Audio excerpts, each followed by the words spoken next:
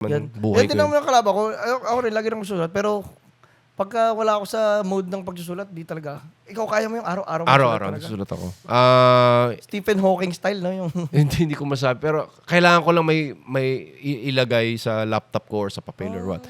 Kung hindi, parang nababaliw ako eh. Yes. Ako notes ko naman yung maraming. Oh, yun. Kasama na yun. Sulat. Lang ganun. Technically, sulat yan. Oo. Technically, nagsusulat ka. Kunyari, kanina, nabuisit ako dun sa traffic.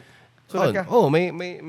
Hindi, nag-voice memo lang ako na ito, blah, blah, blah, blah, ito, idea na to, ganyan, ganyan, ganyan. Gagawa ako ng film na ganito, ganito, na mamamatay itong bastos na to. Diba? I mean, that's already part of writing eh. Ang gandang payo nun, ha? Yung talaga, tuwing kahit anong papasok sa ano mo, record mo na. Record mo. Nandiyan, ito, power's in your hands, phone. Lahat nandito na, record mo lang lahat. Nung araw, nagdadala pa akong tape recorder. Mayroon ng maliit eh, pero ito na eh. Ang creativity, hindi lang talaga siya pure talent, no? Kailangan mo rin talaga siyang i-practice, no? Na I think lagi. everything, I think talagang lahat talaga nandun. I think practice makes perfect talaga, Yeah, as they say. Ano naman, bro? Ano yung proudest musical work mo? Reklamo. Reklamo talaga. Reklamo was a proud achievement. Although that band didn't make pop sensation, Yeah. wala talaga, medyo undergroundish Yeah. pa rin, pero nag-NU kami, naka-penetrate kami doon, nanalo ako ng award doon. Then, Guitarist of the Year. Sa sa NU 107.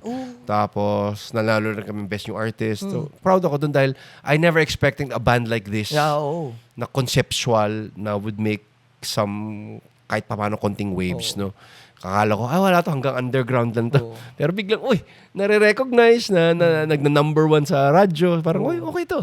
Nagulat ako doon. So, pleasantly surprised ako. Sa Pwede kanta pala. naman ng reklamo, anong pinaka-paborito? I Am My Own Best Friend. Ay man, di ko pa papakinggan ko yan. Kasi yun na yung title ko usually, yun na yung concept ng song eh. Wala ka nang i-decipher. Yun na yun, I Am My Own Best Friend. Ang paborito kong kanta mo, yung napakinggan ko pa lang, yung kay Hazel, yung Young Soul. Young Soul. Kasi sabi nga ni Julia, ikaw rin nagsulat. Ako nagsulat. Tapos nung napakinggan ko nga, sabi ko, highly philosophical pala si Elsie. Di ba parang ganun siya eh, parang yung meaning ng kanta, parang gusto mo lang maging child at heart. Yeah, For always. it's just about that. It's just about singing about, talking about how your soul can be young kahit despite na tumatanda na ako. So, yan. Ako ganun ang belief. Ang ganun ang ano ko sa sarili ko eh. I'm an old soul with a young heart. Ikaw, yun. Kaya ang maganda sa'yo, ganyan din ako when I was your age or younger.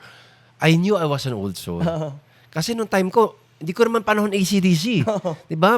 Panahon ng mga tito ko yan eh. Pero pati Led Zepp, di ko naman panahon yan eh. Panahon ko noon, grunge eh. Oh, grunge. Pero although, panahon ko yung mga Matchbox 20, never ako na-hook doon eh. Na-hook dun, Mas napunta ako sa mas luma. Diba? Na mas Hendrix, Zappa, diba? yeah. So doon ako nag-gravitate. I don't know why. Siguro old soul. Baka nga ganun. Para baka, yun nga, matandang, pinanganak lang ulit. Oh, yeah. Ano bro?